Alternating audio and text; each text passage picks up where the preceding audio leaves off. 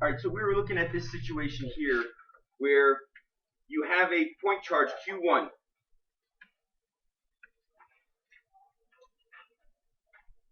And then you have a second charge Q2, which is way out here, infinitely far away from it. And you're going to move that second charge Q2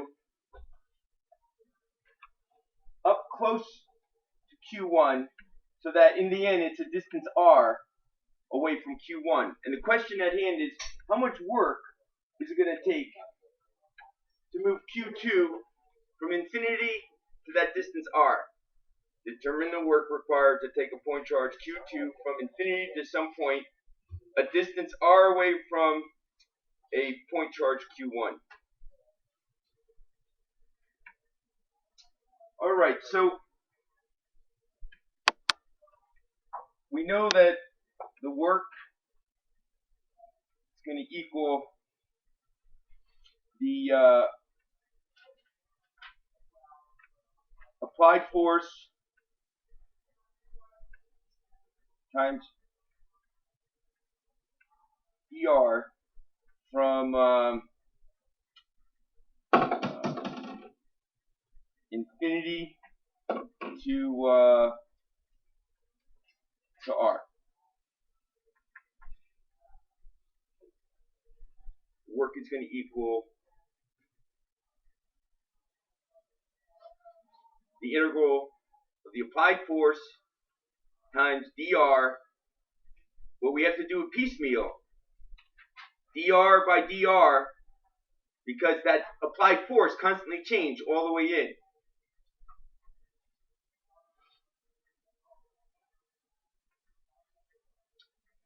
Now, we know that at any given point, like, if this is my charge Q2 right here, I would have to be pushing it this way with an applied force, but the electrical force would be acting with the same magnitude in the opposite direction, Fe. So basically, I could replace this applied force with the electrical force. But since the electrical force is going in the opposite direction, I'm going to have to include a negative sign right in here. Wait, why would they be the same magnitude? Because then it wouldn't be getting any closer. Doesn't the applied force have to be larger? Assuming I'm moving it in with a constant velocity. Okay. I don't necessarily have to accelerate it in. We need a volunteer. My class is a bunch of wimps, and nobody will put their hands on the Van de Graaff and let their hands do it. So we need a girl. Yeah, Morgan, she said you would do it. I thought you did. You have no hair. What kind of work going to do me? I have plenty of hair. Please look at him to do it. Did she just diss me? Yeah. No, it didn't. We don't know that. No, it doesn't. You technically should go be like, you have so much hair. Why can she do it? So, Why can she do it? moving on here, folks. It's going to be the integral from infinity to R. But f sub b is in the opposite direction of f sub a, so this is going to be negative f sub e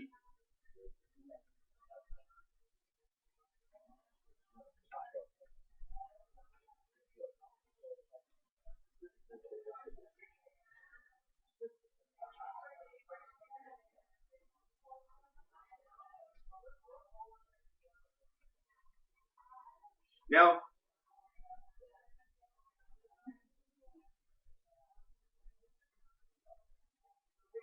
the next step, everywhere, I look, they drop the vector signs, and they just write it like this,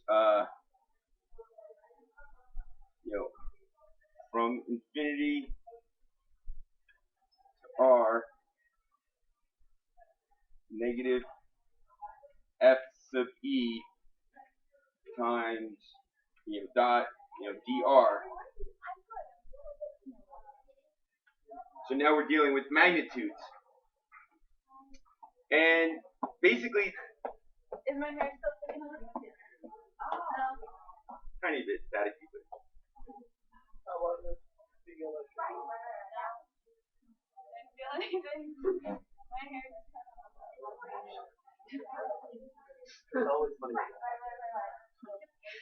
human electroscope. And this is where I had like the issue yesterday.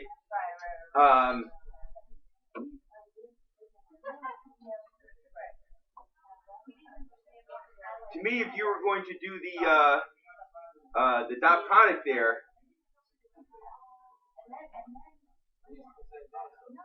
you need the cosine theta, But which that's would what bring. the negative is. The negative is the cosine theta. That's where the negative is coming from. We're not just sticking it in there. That is the difference. That's the cosine theta. That's we just never wrote it as that. Okay. Well, you know, again, to me, I still have a little bit of confusion.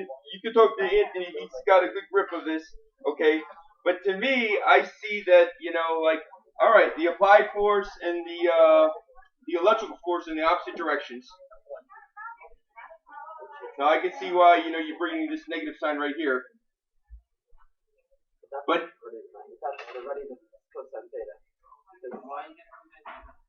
what's our performance? oh, you know what? Actually, you know, maybe he's right. Here's the thing. All right, negative f sub e is negative f sub e has what direction? Yeah. That's the point right there. I really don't want to save it, but he actually is right for one. Yeah. Negative f sub e is in what direction? Correct direction. Negative f sub e is in that direction.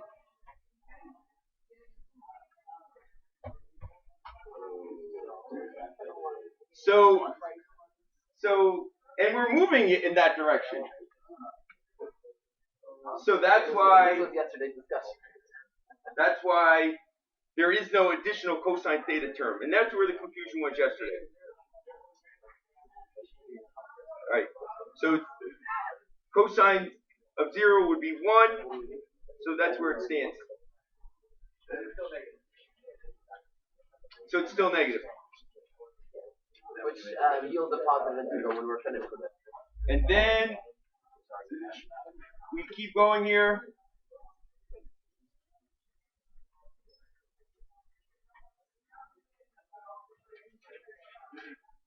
Whoopsie.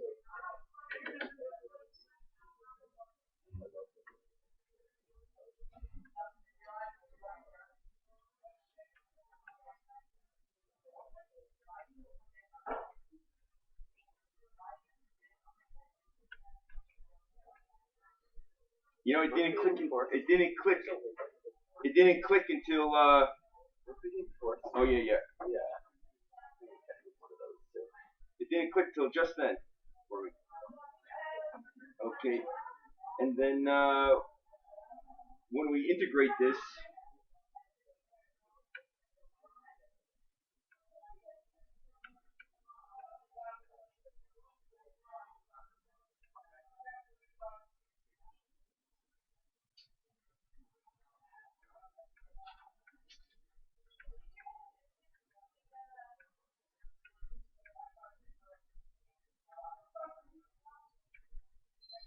We can pull out the constants.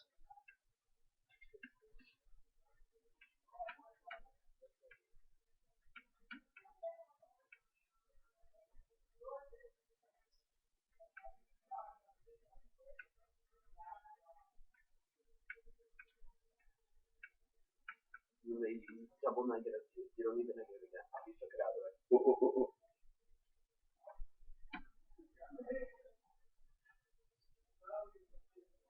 You know what? Maybe I'll just take it out over here. We'll leave it there. Right? Yeah.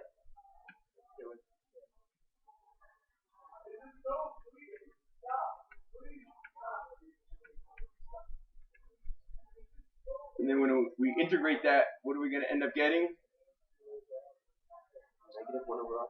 1 over r. Negative 1 over r between infinity and r. This first negative sign right here, the second negative sign comes up with the integration. Of course, those two negatives cancel each other out.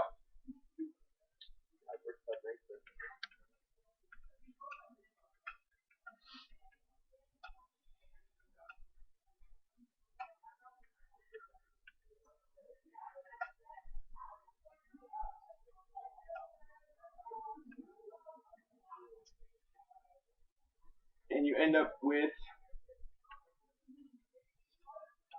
the work equaling K Q1 Q2 over capital R minus 0 when you substitute in infinity for R, and basically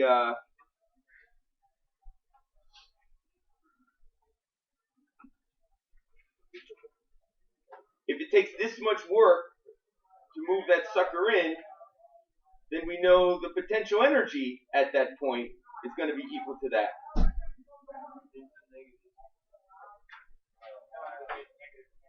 It's not supposed to be negative. So there's a negative. No, well, yesterday we had one that was problem. Yeah, there's no negative now. Yeah. Are you with us?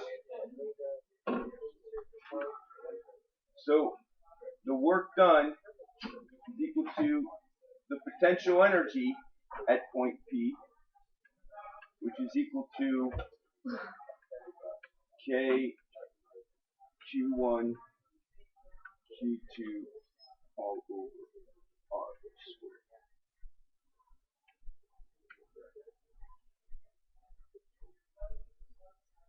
So this tells us the electrical potential energy due to a point charge.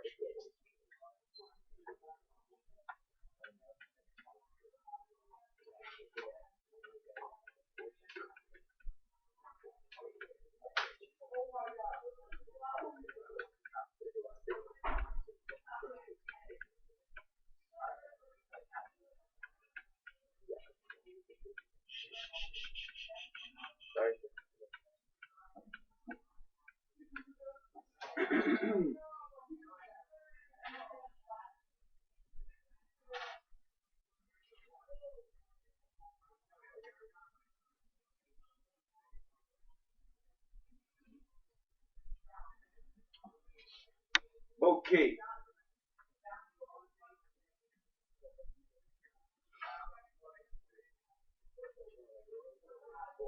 Next we go on to define electrical potential.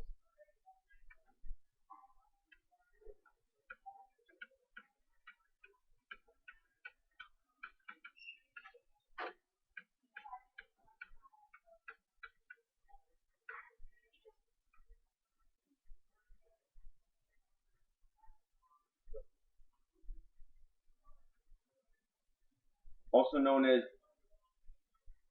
voltage, symbol V. And instead of talking about the total work to move that Q2 from infinity to point P, we talk about how much work it would take per charge, Q2.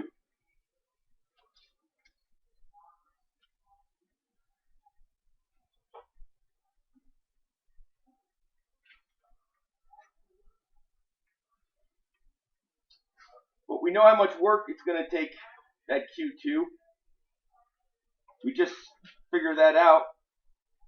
It's going to be K Q1 Q2 all over R squared. But the work per charge, depending on how much charge you're moving in from infinity to point P there, Q2.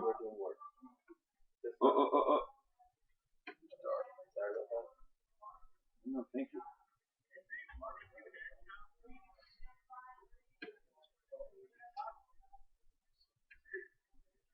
So you can see the Q2s cancel out. And the electric potential is equal to K Q1 over R.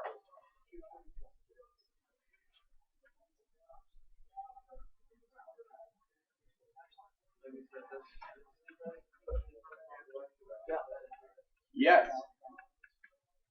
It's also the electric potential energy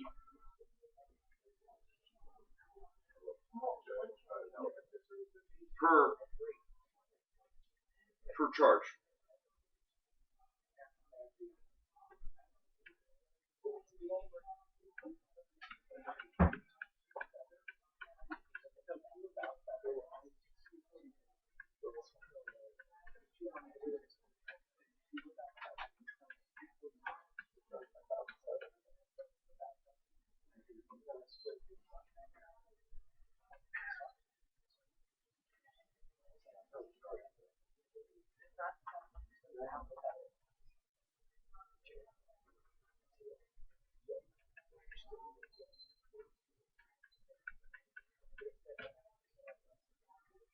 The electric potential at a distance r due to a point charge q1.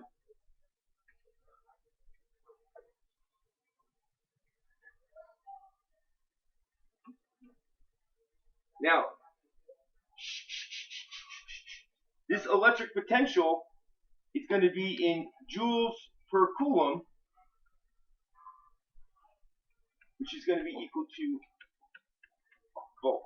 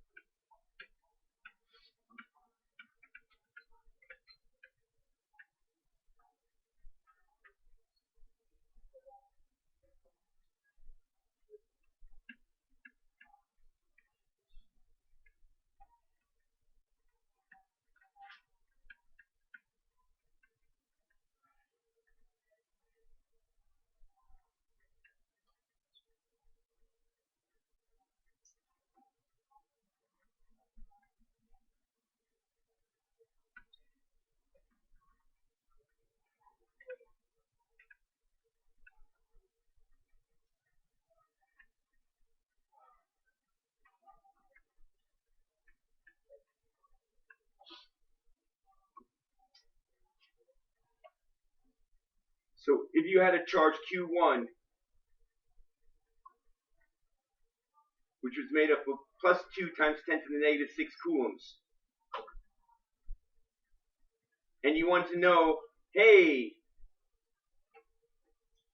what's the electric potential a distance 0.57 meters away from that charge?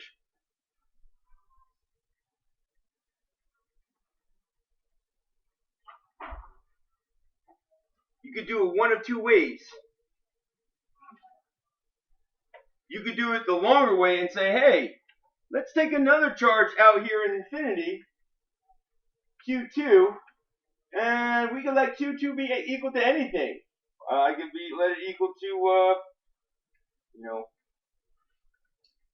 plus 5 coulombs for that matter. Could be anything. And then I could calculate how much work it would take to move that sucker all the way here to the point.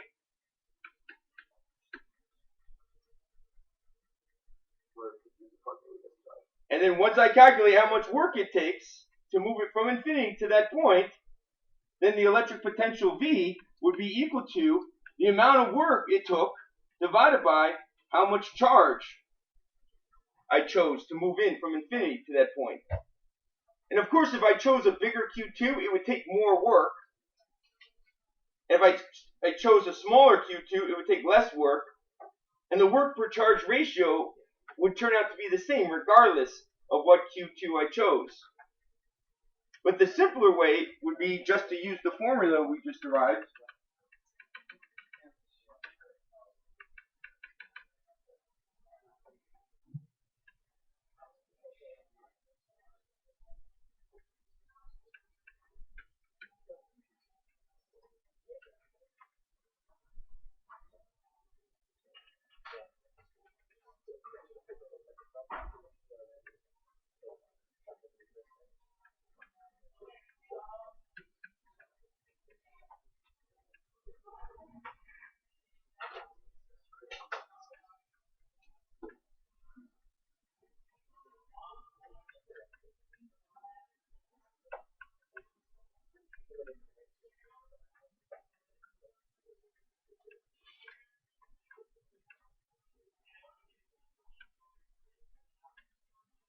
You have a little help with calculator work?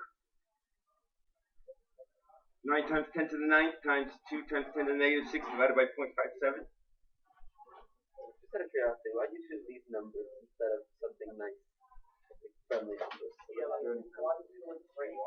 Yeah, just out of curiosity, considering it's just a simple question. Yeah, true. I got it.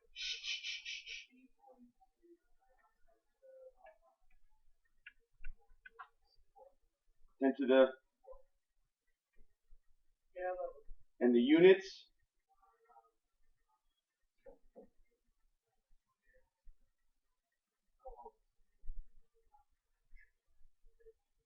If you look closely, you end up with Newton meters squared times coulombs all over coulombs squared times meters. So the coulomb here and that squared goes, the meter here and that goes. So you're left with Newton meter over coulomb. And what's a Newton meter? A joule. So you get a joule per coulomb, and a joule per coulomb is a volt.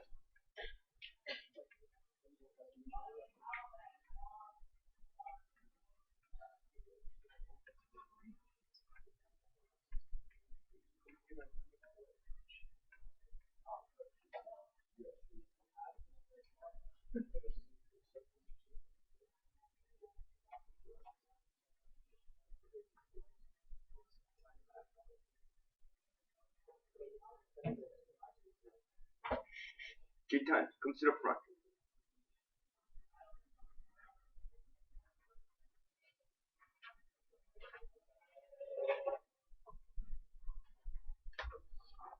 Go sit in the office.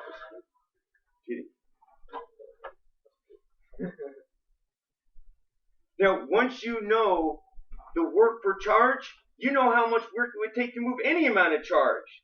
Just like once you know the price per gallon, you know how much it costs to buy any number of gallons. So basically, you know, it comes back to voltage is equal to the work per the amount of charge that you moved in.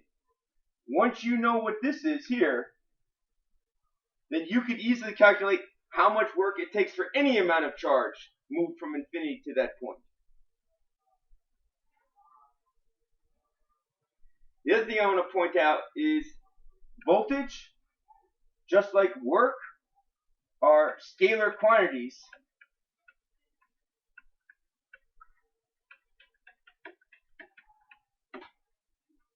So you don't have to give direction.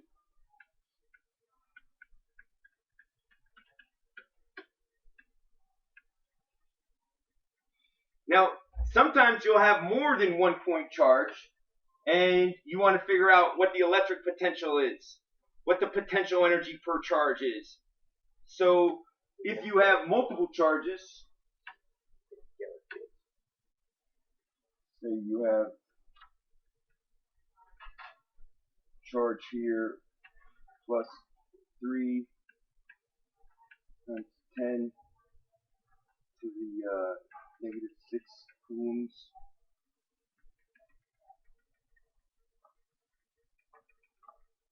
And over here you have maybe a charge of a negative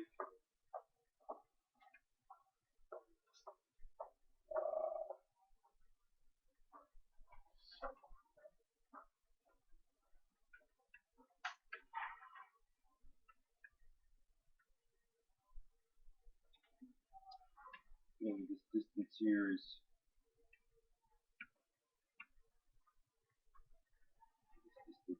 point.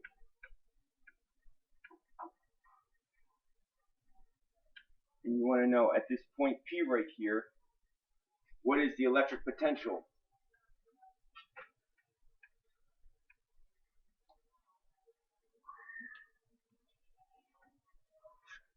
Well, what you end up doing is saying that the electric potential there is equal to the electric potential due to the one charge. And if I call this, Q1 plus the electric potential due to the other charge, I call this Q2, and of course the electric potential to the first one can be written KQ1 over R1, and the electric potential due to the other one acting solo would be KQ2 all over R2.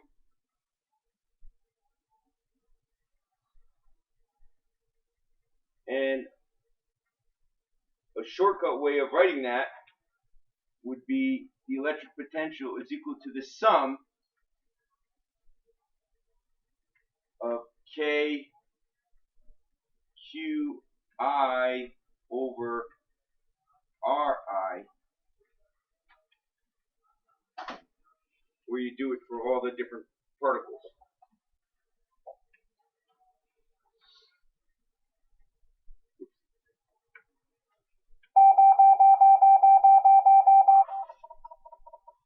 So take a break and we'll come back and do a sample problem like that.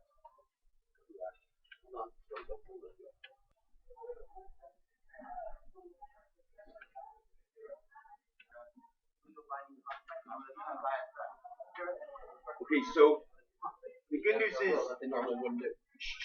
it's a scalar quantity, so you don't have to worry about direction. But you do have to worry about sign. So you have to make sure you notice, like, oh, look, this right here is a negative sign, this right here is a positive sign, and basically, look, the answer came out negative over here. So basically, we end up getting a negative electric potential. So basically, it's going to take negative work to move a charge from infinity to that corner point right there. Basically, it's going to take negative 9.3 times 10 to the 4th joules of work to move each coulomb of charge from infinity to that corner point.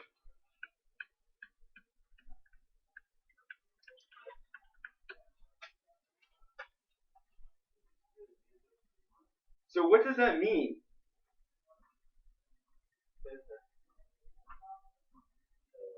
It takes negative work to move 1 coulomb of charge from infinity to that point.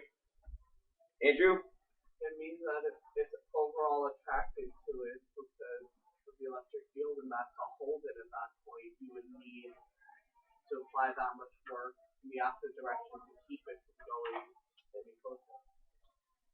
Close. You know, because when you say like to hold it there, it almost makes me seem like you're finding like a resultant force. But this is the work done to bring that charge from infinity to that corner point. It's negative yada yada there. So it's not just a matter of holding it there at that corner point.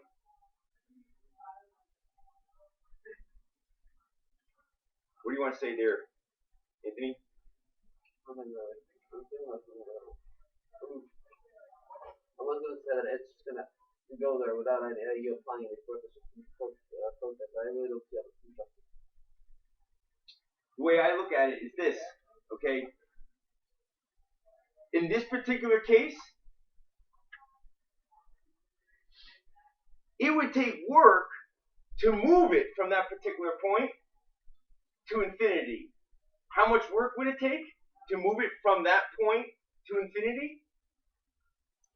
Positive 9.3 times 10 to the 4th joules per coulomb. In other words, in this particular example, the work to go from infinity to that point, and by the way, it's independent of path. It doesn't matter which path you take. You know, you come around this way, you know, like that, or you come over here, like that. The total amount of work to go from infinity to that point is this negative quantity. Well, what does that mean? Well, the truth of the matter is the electric field would be helping you the whole way. You wouldn't have to do any work. You know, the electric field would do the work for you. So the way I think about it is, well, in this particular case, you would have to do work to take the charge from that point, and move it all the way to infinity. Regardless of which path you take, guess how much work you would have to do to move 1 coulomb of charge? Positive 9.3 times 10 to the 4th joules.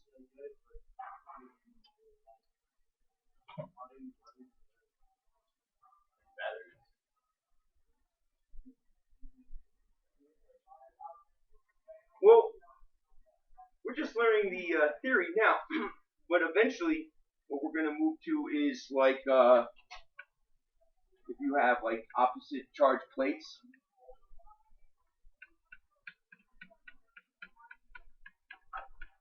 So this is a positively charged plate, and say this is a negatively charged plate, and basically we can calculate how much work it's going to take to move a charge from infinity all the way to this guy right here, and that would give us the voltage of that particular plate. And then we could calculate how much work per charge would it be to go from